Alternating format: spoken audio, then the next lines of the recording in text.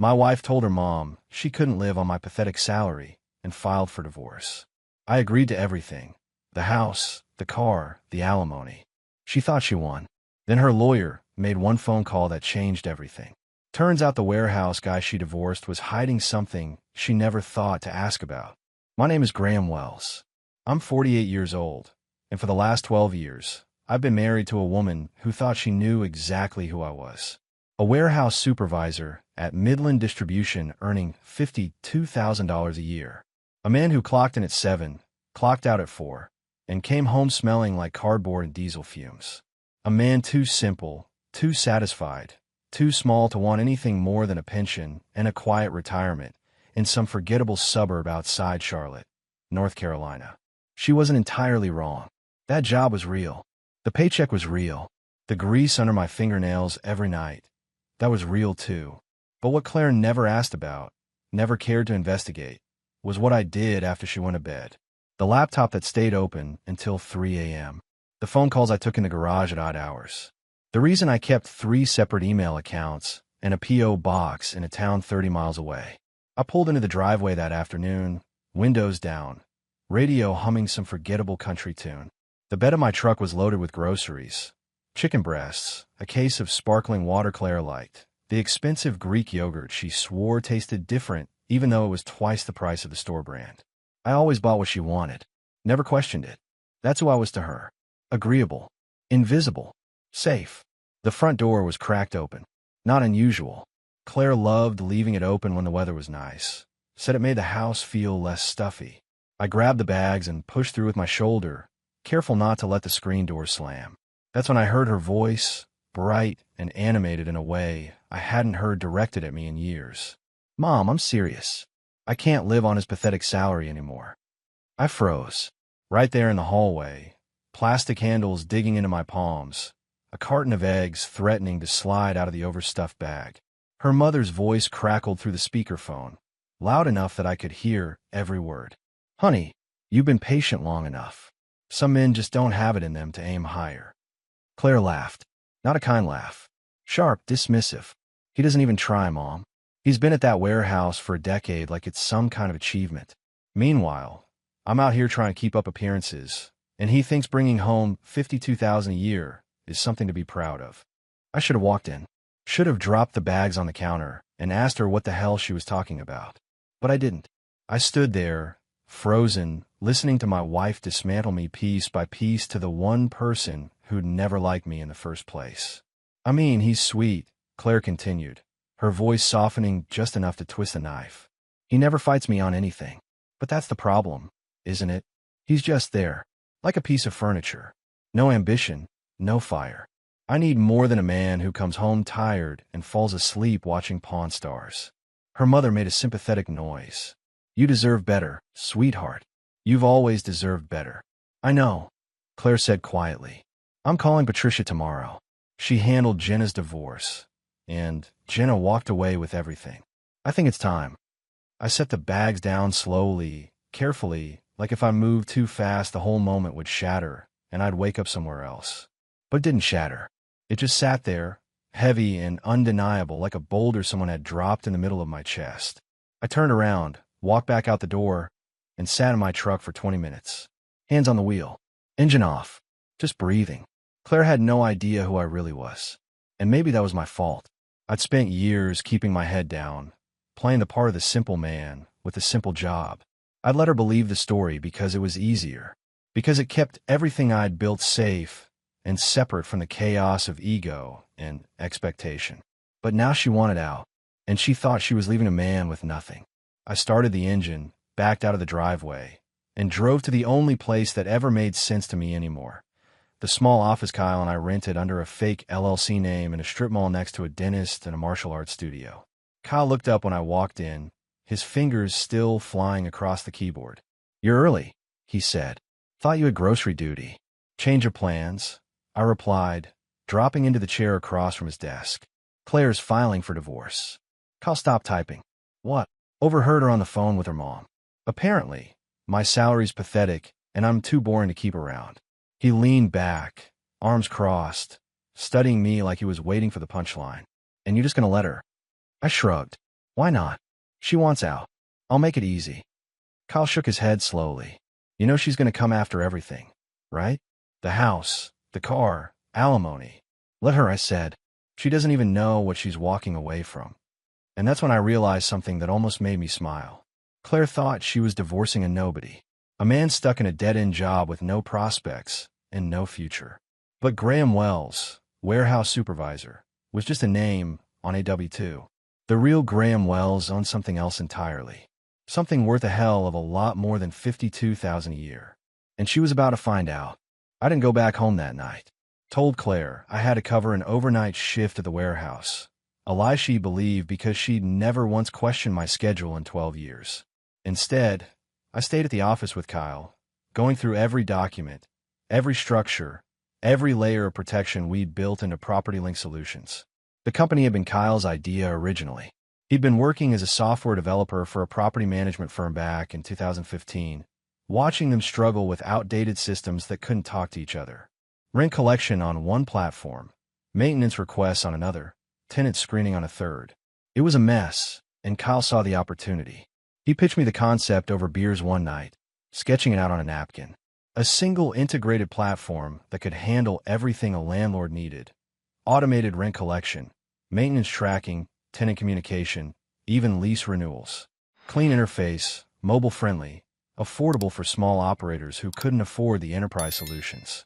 I'd invested $30,000 of inheritance money my grandmother left me. Money Claire never knew existed because it came through a trust I'd set up before we got married. Within 3 years, we had 200 clients. Within 5, we had partnerships with property management companies across 6 states. Kyle handled the development. I handled the business side, sales, contracts, client relations. All under the table, all through an LLC registered in Delaware with my cousin's name on the paperwork. To the IRS, I was a consultant receiving irregular payments. To Claire, I was just her husband who sometimes worked late. You should have told her, Kyle said around midnight, leaning back in his chair with his arms crossed. Years ago, before it got this big. I shook my head. She never asked, man. Not once. She assumed, and I let her assume. That's on both of us. Still, Kyle pressed. She's your wife. You don't think she deserved to know? I thought about that for a long moment, staring at the spreadsheet on my screen showing our quarterly revenue. $2.3 million this quarter alone. My cut, after expenses and Kyle's share, was just over $800,000. Maybe, I finally said. But you know what? She made it real clear tonight what she thinks of me. That warehouse supervisor making $52,000. That's who she married. That's who she's leaving. Everything else was always mine, not ours. Kyle didn't argue. He just nodded and went back to his screen. The next morning, I went home. Showered, changed, made coffee like nothing had happened. Claire came downstairs around 8, already dressed, makeup perfect. She gave me that tight smile she'd been using for months now. Polite, distant, the smile you'd give a stranger. Morning, I said simply, handing her a cup of coffee the way she liked it. She took it without meeting my eyes. Thanks. We sat at the kitchen island in silence. The kind of silence that used to be comfortable, but now felt like standing in a room with all the oxygen sucked out. Finally, Claire set down her cup. We need to talk. I looked at her, kept my face neutral. Okay. I think. She paused, choosing her words carefully. I think we've been going through the motions for a while now. And I don't think either of us is happy. I nodded slowly. You're probably right. She blinked, clearly surprised I wasn't fighting. So you agree? Yeah, I said. If you're not happy, Claire, then we shouldn't keep pretending. Her shoulders relaxed slightly, like she'd been bracing for a battle that never came.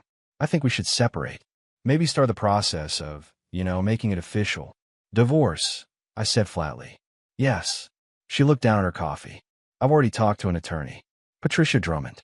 She's really good. Helped my friend Jenna last year. She said we can keep it simple if we both agree to be reasonable. Sure, I replied. Whatever makes it easier.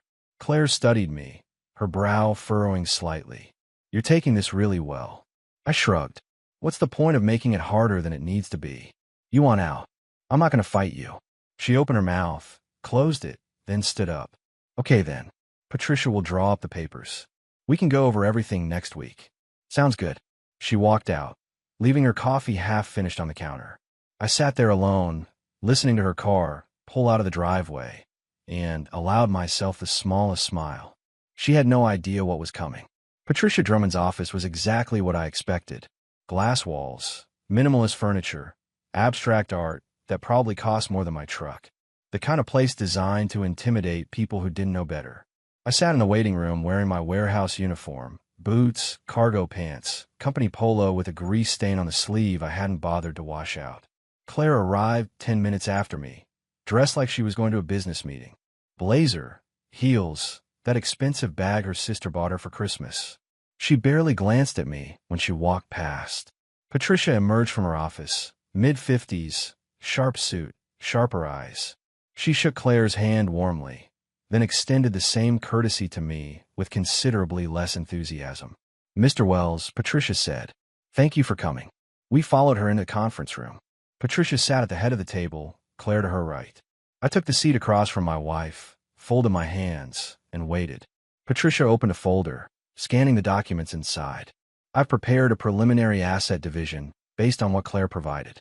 The goal here is to make this as painless as possible for both parties. "Sound good," I said. Patricia continued. "The house is valued at approximately $320,000.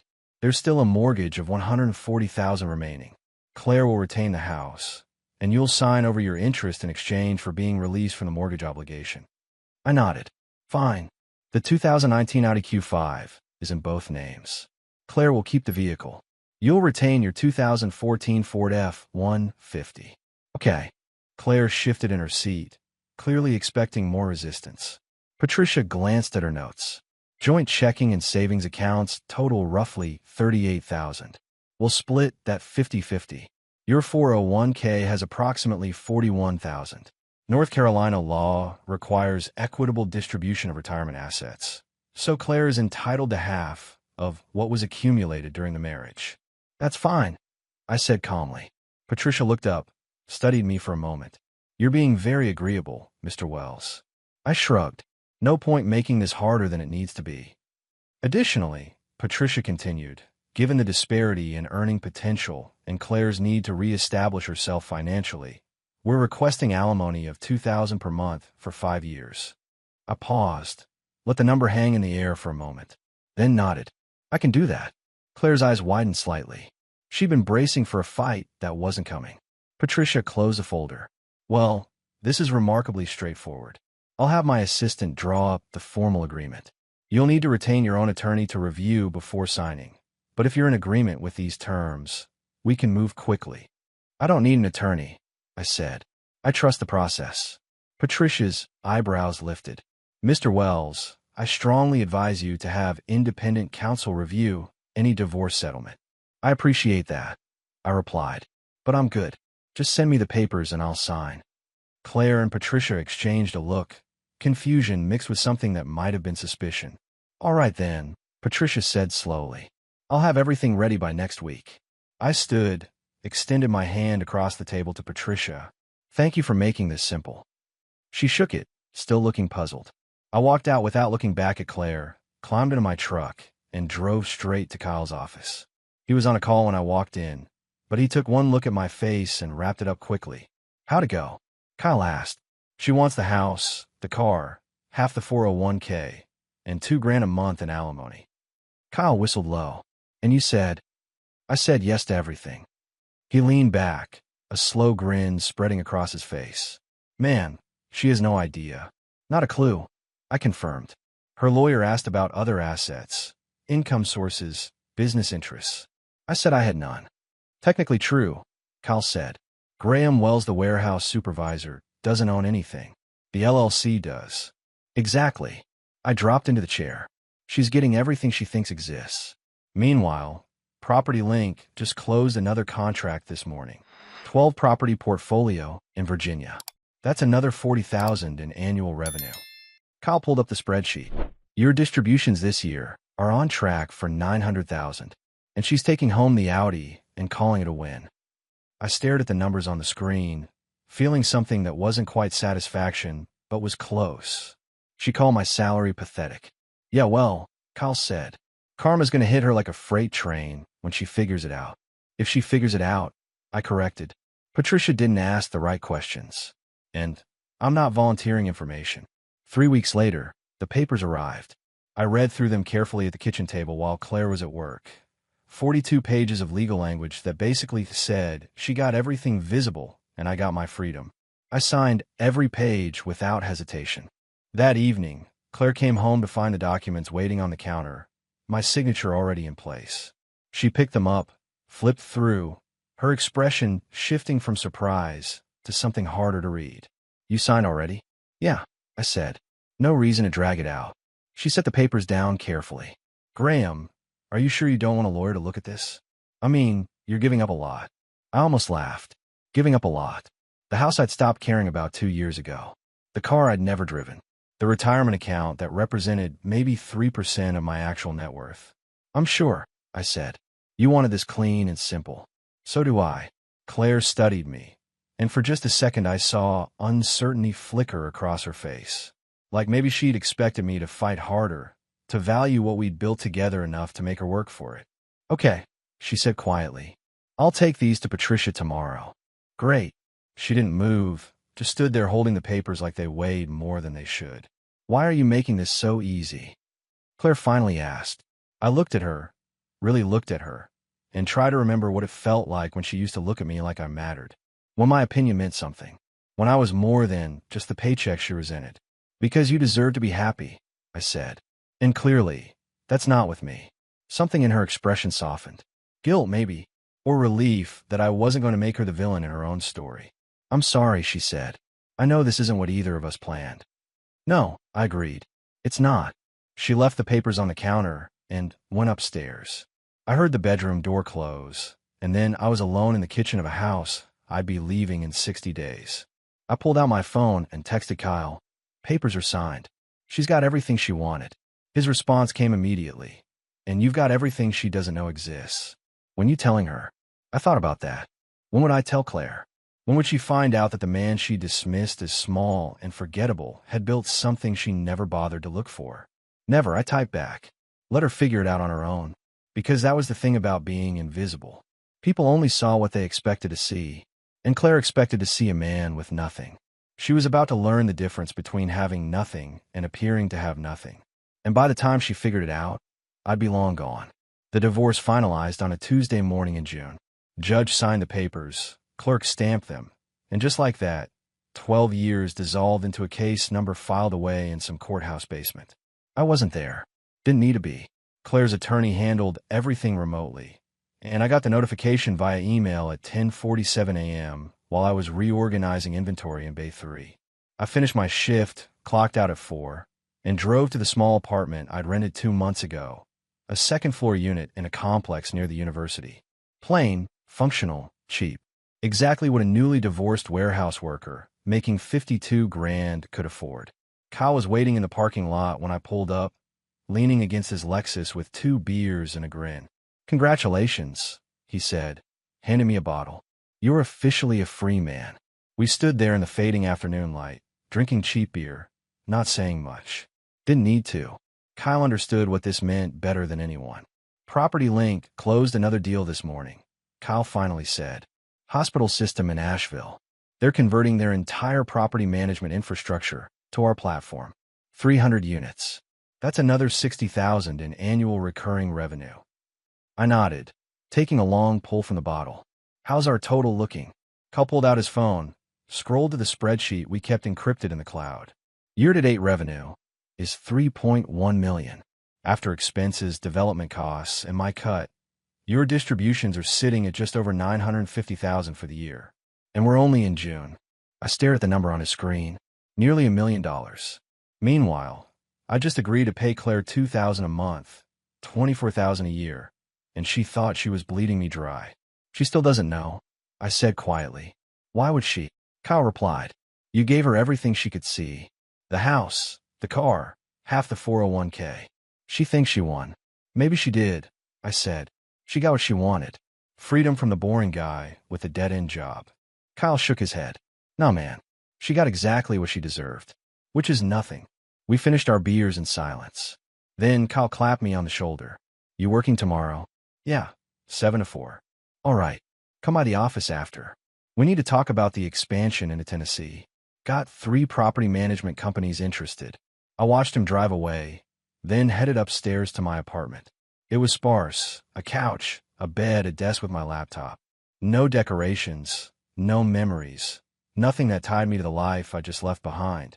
I opened my laptop and checked the property link dashboard. 47 new client inquiries this week. User growth up 18% quarter over quarter. The business was scaling faster than we projected, and nobody outside of Kyle and our accountant knew I had anything to do with it. My phone buzzed. Text from an unknown number. Hey, it's Jenna, Claire's friend. Heard you're single now. Want to grab coffee sometime? I stared at the message. Jenna, the one whose divorce Patricia had handled. The one Claire had mentioned as an example of how to do it right. I deleted the message without responding. 3 days later, I was stocking shelves when my supervisor found me. Wells, someone here to see you. Says it's personal.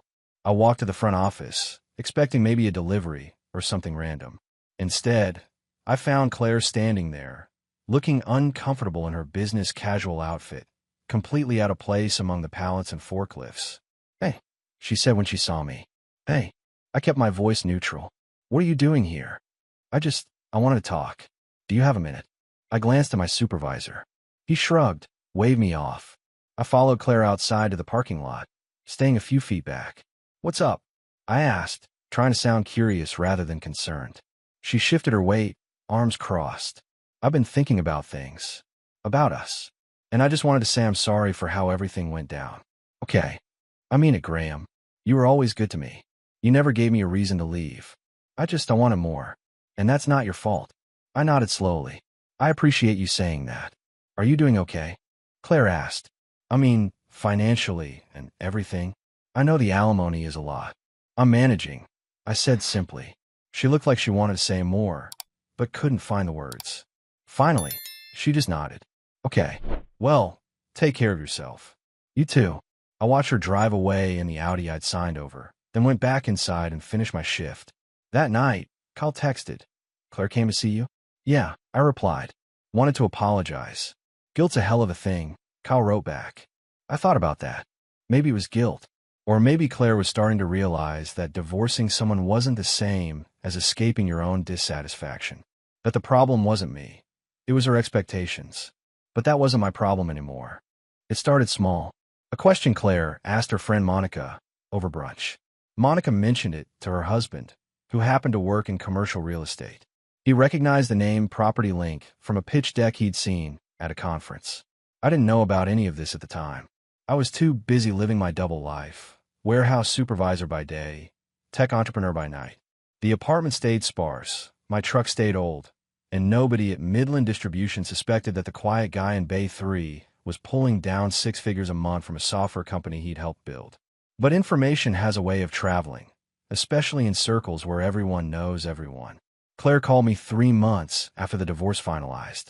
I was at the office with Kyle, reviewing proposals for a partnership with a national property management firm, when my phone lit up with her name.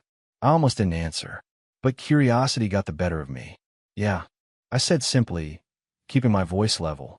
Graham. Her voice was tight. Not angry yet, but getting there. I need to ask you something. Okay.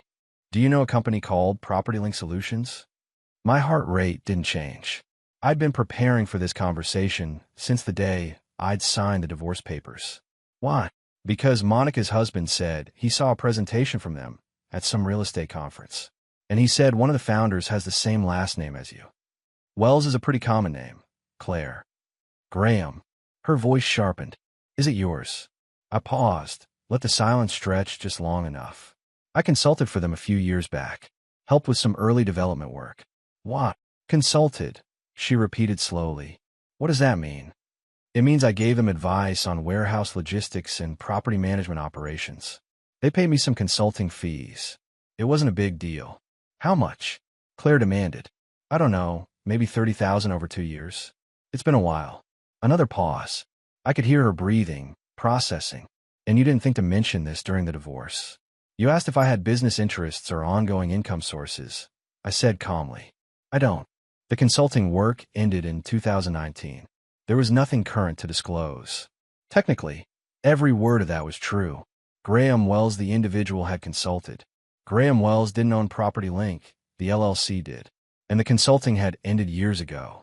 The fact that I still received distributions through a completely separate legal structure wasn't something I needed to volunteer. I don't believe you, Claire said quietly. Okay, I'm going to have Patricia look into this. That's your right, I replied. But I'm telling you, there's nothing to find. I helped a startup when they were getting off the ground. That's it. She hung up without saying goodbye. Kyle looked up from his laptop. That sounded fun. She's asking questions, I said. You worry? I shook my head.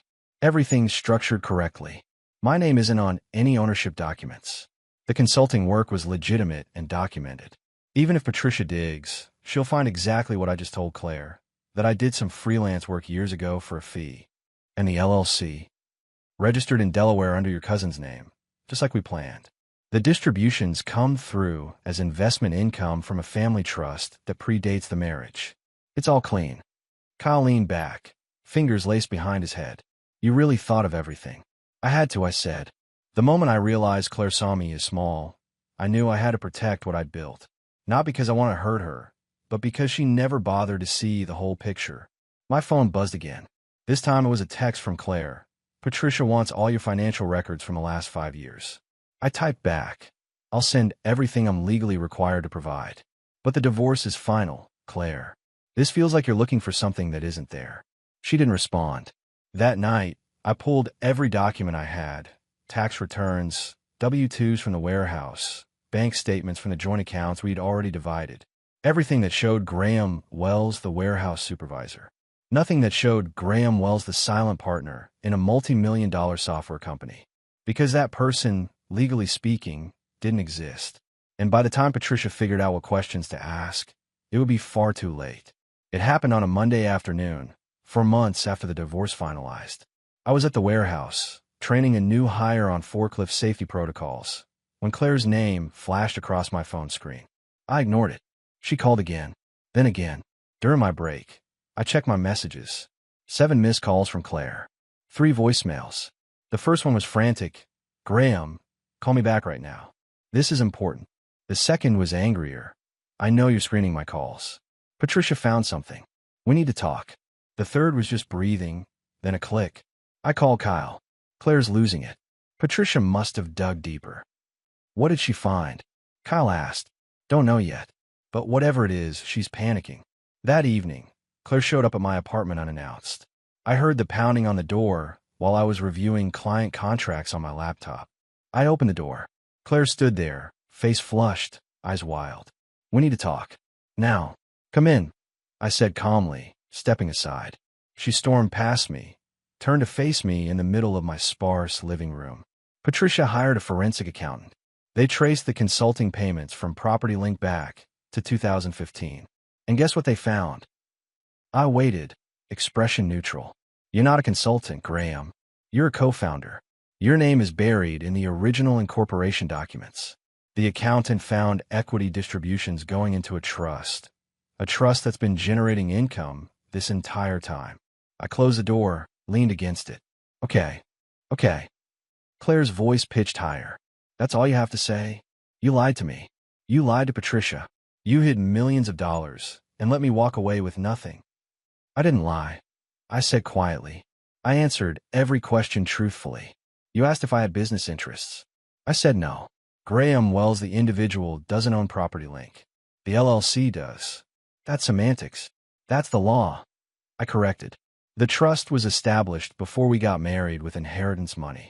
Everything's premarital. You're not entitled to any of it. Claire stared at me like she'd never seen me before. You planned this. From the beginning, you planned to hide everything. No, I said. I protected what I built. There's a difference. You call my salary pathetic, Claire. You told your mother I was too small, too boring, too satisfied with nothing. So I gave you everything you thought existed. The house, the car, the retirement account. Everything that mattered to you. Her hand was shaking. Patricia says we can challenge the divorce. Reopen the case based on fraud. Good luck with that, I replied. I disclosed everything I was legally required to disclose. If your attorney didn't ask the right questions, that's not my problem. Claire's face twisted with something between rage and disbelief. I can't believe I was married to you for 12 years and never knew who you really were. I met her eyes steadily. You never asked.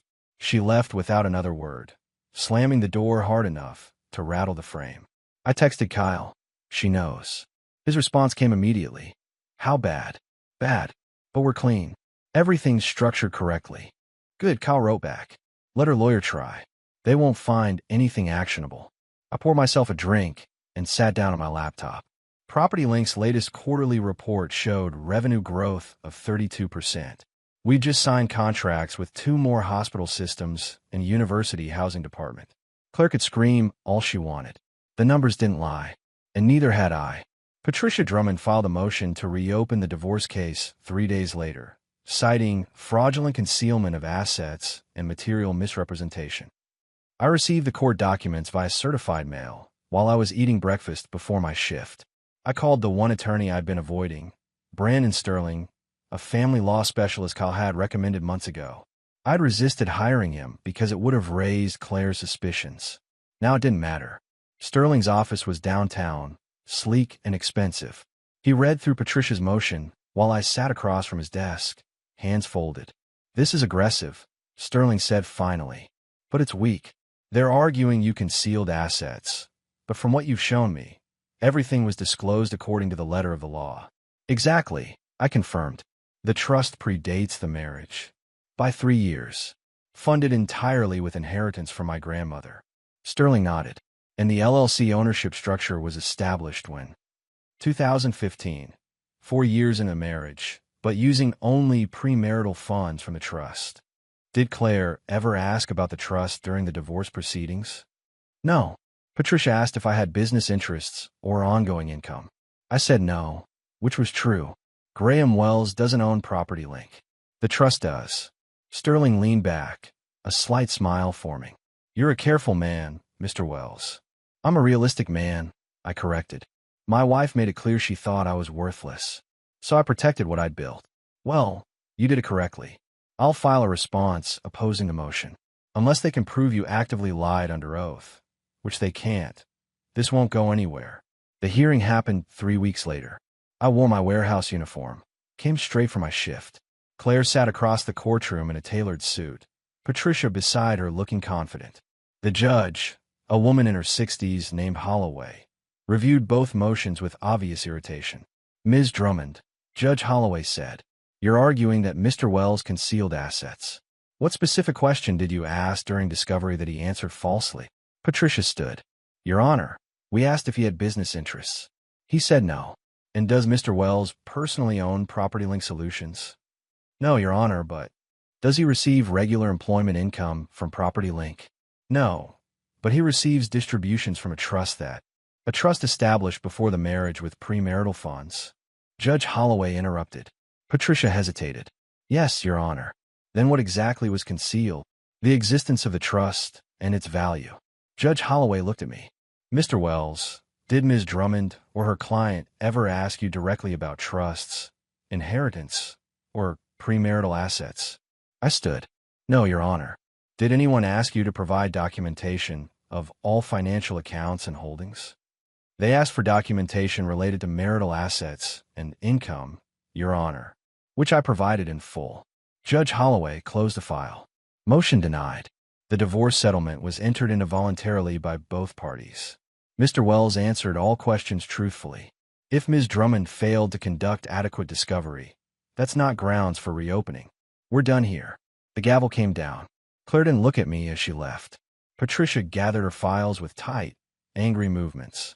Outside, Sterling shook my hand. Congratulations. You just won twice. I drove back to my apartment, changed out of my uniform, and went to meet Kyle at the office. How'd it go? Kyle asked. Dismissed. Judge said Patricia should have asked better questions. Kyle laughed. Man, this is perfect. Claire thought she was divorcing a nobody, and now she realizes she walked away from a fortune she'll never touch. I thought about that. Perfect wasn't the word I'd use. Satisfying, maybe. Just. Fair. But not perfect.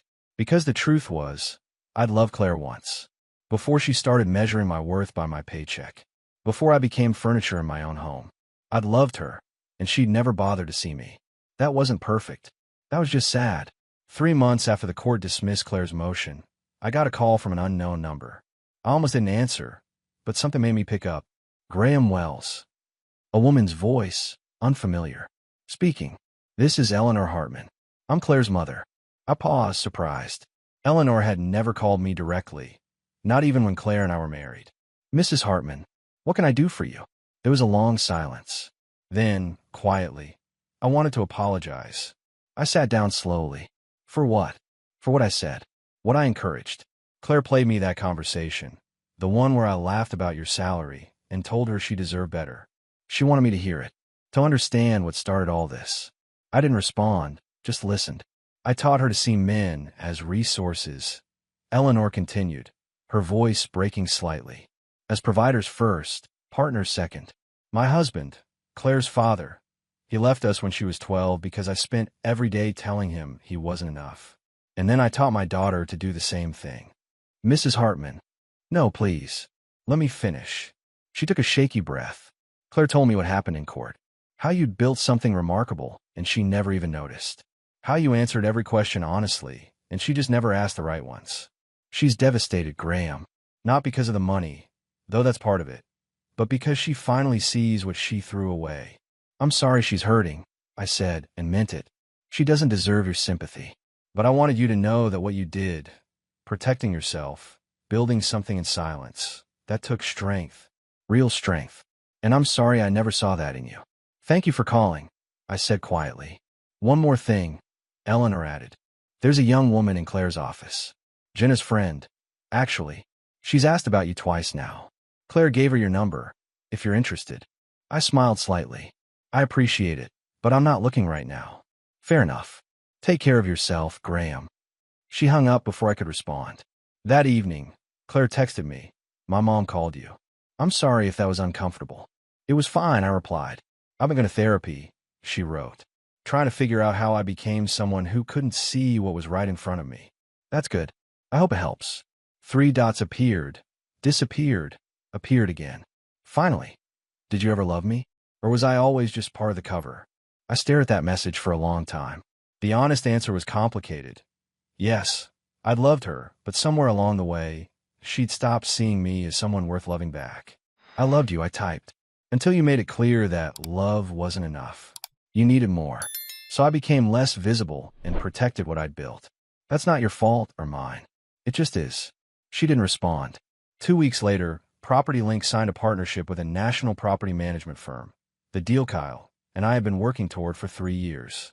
The contract was worth $14 million over 5 years, with options for expansion. Kyle raised a beer in my tiny apartment. You did it, man. From warehouse supervisor to tech millionaire. That's a hell of a story. It's not about the money, I said. Then what's it about? I thought about Claire, about Eleanor's apology, about all the years I'd spent being invisible by choice and by necessity. It's about knowing your worth, I said finally, even when nobody else does. Kyle nodded. To knowing your worth. We clinked bottles. Outside, the sun was setting over Charlotte. Somewhere in this city, Claire was learning to see herself clearly for the first time. And I was free, truly free, to build whatever came next. 18 months after the divorce, I quit my job at Midland Distribution. My supervisor, a good man named Terry who'd never known anything about my other life, shook my hand with genuine sadness. You sure about this, Wells? You've been here almost 11 years. I'm sure, I said. Time for something new. Got another job lined up? Something like that. I walked out of that warehouse for the last time, climbed in my truck, still the same 2014 F-150, still covered in dust, and drove to the new Property Link headquarters. We'd moved out of the strip mall office 3 months ago into a proper building with 20 employees and space to grow. Kyle was waiting in my office. How's it feel? Weird, I admitted. Good weird. You're officially full-time now. No more double life. Yeah. I looked around the office. Glass walls, modern furniture, my name on the door. Graham Wells, co-founder and COO. No more hiding. Think I can pull it off? Kyle laughed. Man, you've been pulling it off for a decade. Now you just get to do it without the cover story. That evening, I went to a charity fundraiser. Kyle dragged me to something for affordable housing development. I was standing by the bar, uncomfortable in a suit, I'd bought specifically for the occasion, when a woman approached. "You're Graham Wells," she said. "Not a question." "I am. Sarah Miller. I'm with the Community Development Fund. I've been following Property Link's growth. What you've built is impressive." "Thank you. I heard you used to work at a warehouse while building the company." I smiled. "I did. That must have been exhausting." "It was necessary," I said. "Sometimes you have to protect what you're building until it's strong enough to stand on its own." Sarah studied me thoughtfully.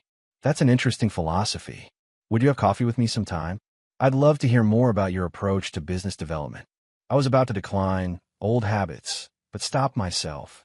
The person I'd been, the one who needed invisibility to survive, didn't exist anymore. "I'd like that," I said. We exchanged numbers. She smiled and walked away, leaving me standing there realizing that maybe, finally, I could stop hiding. 3 weeks later, I had lunch with Claire. She'd asked to meet, said she had something to tell me. We sat at a quiet restaurant in South End, the awkwardness between us palpable. "I'm moving," Claire said. "Taking a job in Atlanta. Fresh start." "That's good. I hope it works out. I wanted to tell you in person." And to say, she paused, gathering courage. "You were right. About everything. I measured you by the wrong things. And I'm sorry." "I know," I said gently. "Your mom told me you've been working on yourself." Claire nodded. "It's hard, realizing you're the villain in your own story. But I'm trying. That's all anyone can do." We talked for another hour. Real conversation, maybe the first honest one we'd had in years. When we parted, there was no bitterness, just two people who'd learned expensive lessons about value and visibility. I drove back to my new apartment, a real one this time, with furniture and art and space to breathe, and found a text from Sarah. "Coffee tomorrow? I have a proposal for you." "Sounds good," I replied. That night, I stood on my balcony overlooking the city, thinking about everything that had led here. The years of silence, the warehouse shifts, the careful planning, the divorce, the revelation, the aftermath. Claire had called my salary pathetic. She wanted someone bigger, bolder, more visible. And the irony was, she'd been married to exactly that person the whole time. She just never bothered to look. But that chapter was closed now. The warehouse was behind me. The hiding was over. Property Link was thriving. And I was finally living as my whole self. No masks, no cover stories, no pretending to be smaller than I was. Sometimes the greatest strength isn't in proving people wrong. It's in knowing you don't have to prove anything at all.